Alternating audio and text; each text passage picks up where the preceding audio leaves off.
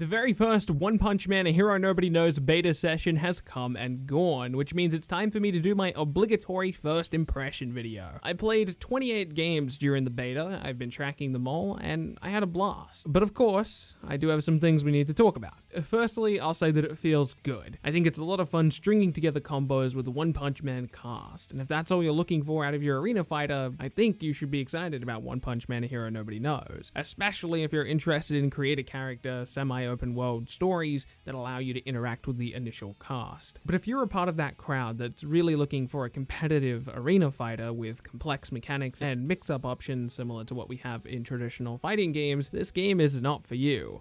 And that should not be shocking to you. Watching Twitter and Reddit and YouTube after this beta has been genuinely saddening to me. Guys, of course this game has projectiles. Of course this game wasn't going to be competitive, and of course it wasn't going to have traditional fighting game mechanics that help it be a more competitive experience. That's just not the product that Spike Chunsoft provides, and they're very open about that. Spike Chunsoft has been very clear ever since day one, since I first started following the games that they make. They have been very public about the fact that they're not trying to make a competitive game. All they're trying to do is make a fun arena fighter that you can just play around with your favorite characters from any given IP that they're working on and execute cool looking combos. And One Punch Man A Hero Nobody Knows succeeds at that. I played Genos for the entire session, and I'm not bored of his basic 3-bar combo. It seriously looks amazing. It encapsulates that My Hero Wants Justice thing, where we're going very vertical in the air, so it looks like we're doing a long combo,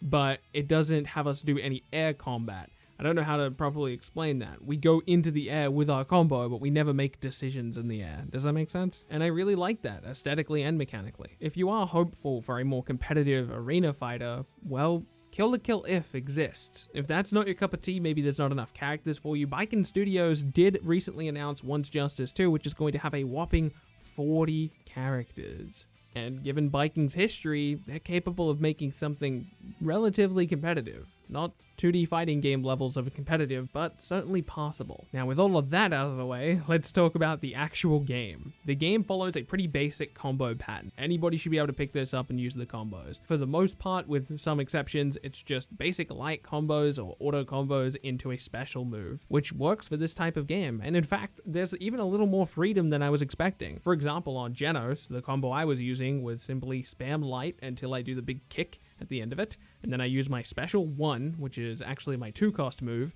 and then that launches my opponent into the air, and then from there I could use my 1-cost projectile and shoot him out of the sky. That's more freedom than you get in most arena fighters, and it was really nice to see. I'm excited to experiment with other characters and see how flexible you can be. I will say I did notice some frame dips during certain special moves. This was only with specific characters. For example, Tornado, whenever she did her special 1, which involves lifting up a bunch of debris, so it kind of makes sense that if there was to be a frame drop, that's where it would be. It would still be nice if Spike manages to clear that up before release, and surprisingly, the lobby ran really well. I didn't notice any frame dips in there, though the render distance was quite small. So you wouldn't see players like 5 meters away from you. They would be just kind of in arm's reach. I don't want to spend too much time talking about the universal mechanics that really create the neutral of the game because I don't know exactly what I would change yet. One session is simply not enough to justify any of my own opinions right now, so I do want to take the chance to use the other betas to test around with the game. For example, people with charged up heavies were still hitting me because I wasn't used to dashing around in the way that you can in this game. So it would be a little ridiculous for me to complain about charged up heavies, for example, just because I'm not used to playing against them. And the same thing goes for Saitama and any other balanced thing in the game. I don't know if Saitama's good or bad. The annoying thing is we probably won't know the answer to that either way until we have the full game and all the final balance changes have been made. But at the very least, I would like to play more games in the beta before I say whether I think one way or the other if the character's good or bad. But as of right now, I'm definitely leaning more towards bad. I don't know how other people's games went, but going off my own games, I played about 28 games during the beta.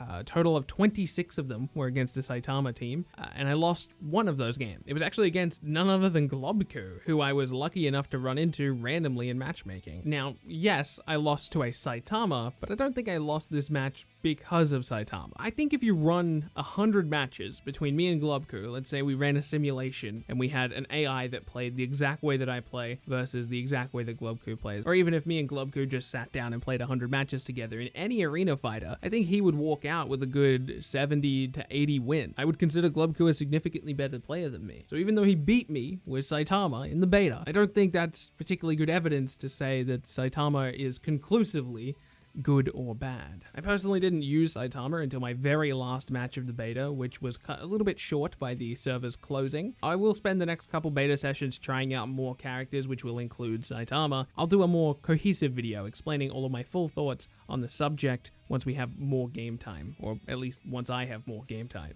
But my general thoughts on the game are positive.